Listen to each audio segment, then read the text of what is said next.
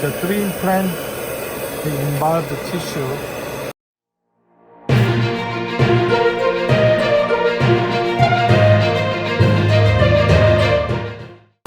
So here's my tricks, what I did.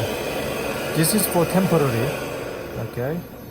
So I'm trying to a little bit more open than they used to be, meaning trying to make the better emergence profile and the gingival contour, the size of my final temporizations. So temporary will see it about a couple months. And I got really good tissue contour from the doctor. Okay, so this is implant. Alright, so this is 3 implant we fabricated. And then here is obaponic. So here is my contact point is here. I'm trying to match this. This is looks like it's under and then out.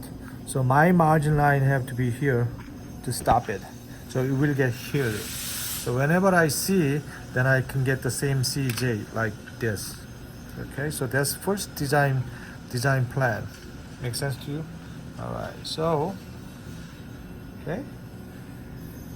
So I like the emergence profile from the gingival contour and tissue contour, so I can make the obaponic. Okay, so 2 units, it's regular. I give them temporary 2 unit, but I'm trying to make the golden proportion of the tooth. Okay, so canine a little bit bigger, but the reason I can make the great temps, I got the prep already, a lot of room, so I don't have to prep anything, so I can give them what I have to do. Used to be give them nice contours like 3 unit. I give them more fat because I don't wanna grind it, fracture.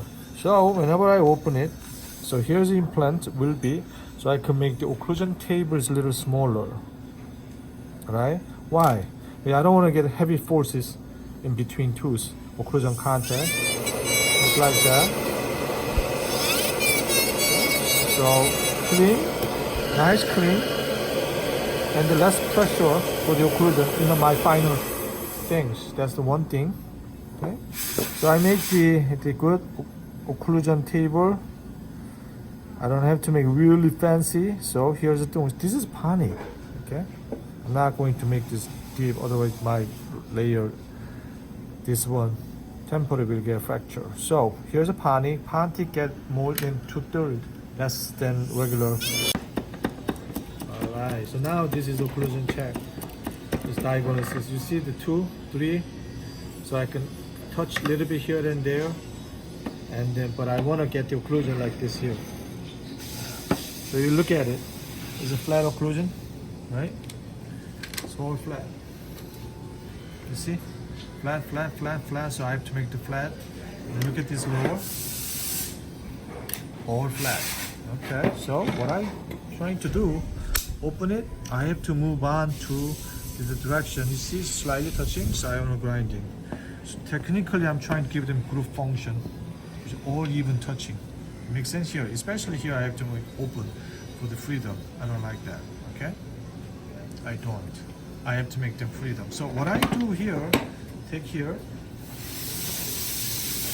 Like I said, I need a freedom of the two. That's relay with my cusp tips. Things right is high, just grinding. Okay. Makes sense here. So whenever I move it, then you create another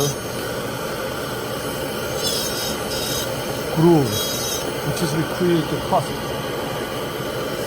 Same thing, same thing, same thing. Now the other one I touching, I don't have to grind here, only this. Just slide it. Okay. Now move it here.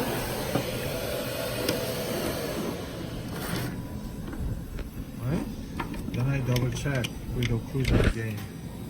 You see the occlusion? Is it better? Better?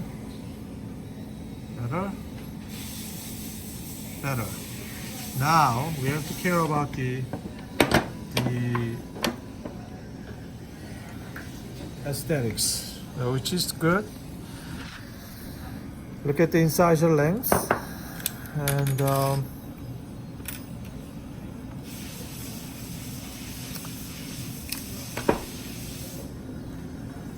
feel just a little bit.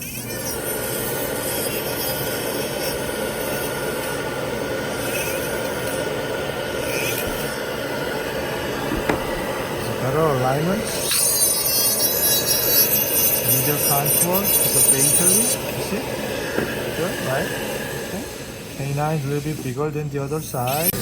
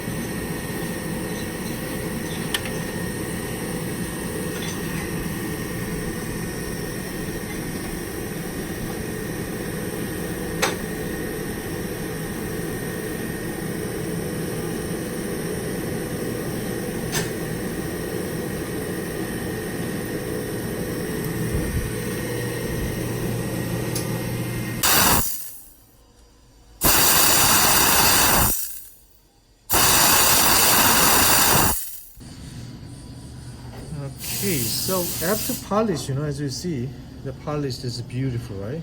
Okay. Just like Paul, this beautiful aesthetics. You know what I mean? The occlusion, everything. So so I got the good symmetry, you know.